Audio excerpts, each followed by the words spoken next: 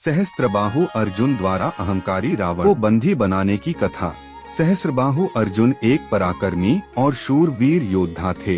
भगवान द्वारा उन्हें हर प्रकार की सिद्धियां प्राप्त थी और वायु की गति से पूरे संसार में कोई भी रूप धारण कर जब चाहे विचरण कर सकते थे। पुराणों के अनुसार सहस्त्रबाहु ने महाराज हे की 10वीं पीढ़ी मात पद्मिनी और महाराज कृतवीर्य के परिवार में हुआ था। चंद्रवंश कृतवीर्य के पुत्र होने के कारण इन्हें कृतवीर्य अर्जुन के नाम से भी जाना जाता था। इसके अलावा पुराणों और ग्रंथों में हेहयाधिपति, सहस्रार्जुन, दशग्रीवजी, सुदर्शन, चक्रावतार, सप्तद्रविपाधी, कृतवीर्यनंदन, राजेश्वर आदि के नामों का भी वर्णन है। कृतवीर्य अर्जुन का उल्लेख कई वेद, वाल्मीकि रामायण, महाभारत जैसे कई हिंदू धर्म ग्रंथों में भी मिलता है।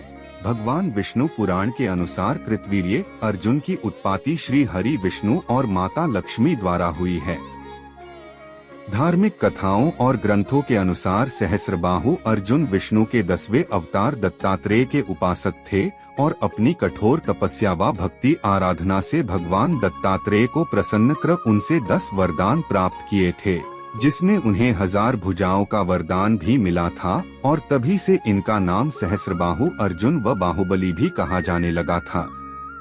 दत्तात्रेय दावरा वरदान पाने के बाद सहस्त्रबाहु महिष्मती नगरी के चक्रवर्ती सम्राट बन गए थे।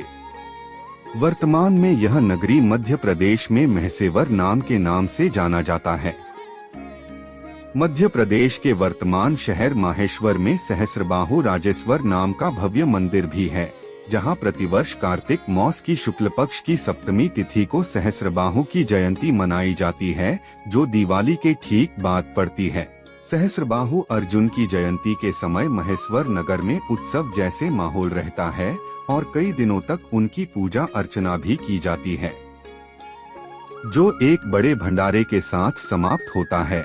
सहस्त्रबाहु के मंदिर के बीचों बीच शिवलिंग व राजेश्वर सहस्त्रबाहु जी की समाधि है, जहां लगभग 500 वर्षों से घी के दीपक अखंड प्रज्वलती है।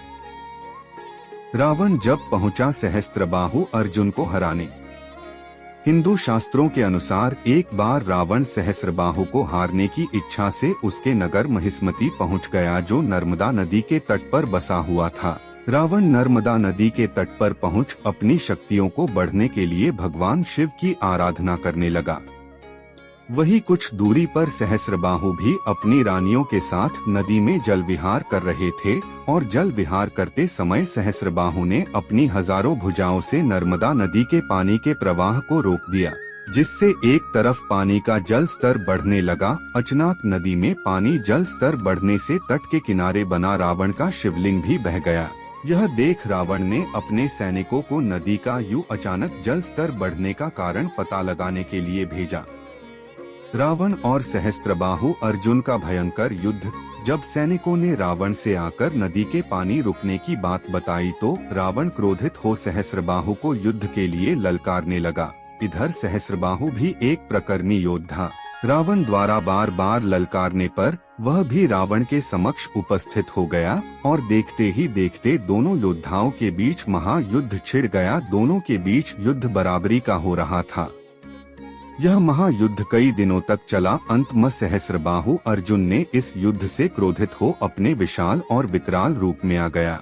सहस्त्रबाहु अर्जुन के विकराल रूप के सामने रावण बोना सा प्रतीत हो रहा था। सहस्त्रबाहु ने रावण को अपनी हाजरों भुजाओं में जकड़ लिया।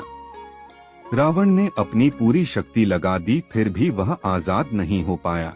सहस्त्रबाहु ने रावण को बंदी बना अपने कारागार में डाल दिया। लेकिन बाद में रावण के दादा महर्षि पुलत्स्य ने सहस्त्रबाहु से रावण को छोड़ने का आग्रह किया और सहस्त्रबाहु ने रावण को आजाद कर दिया। अंत में रावण ने सहस्त्रबाहु से मित्रता कर लंका लौट गया।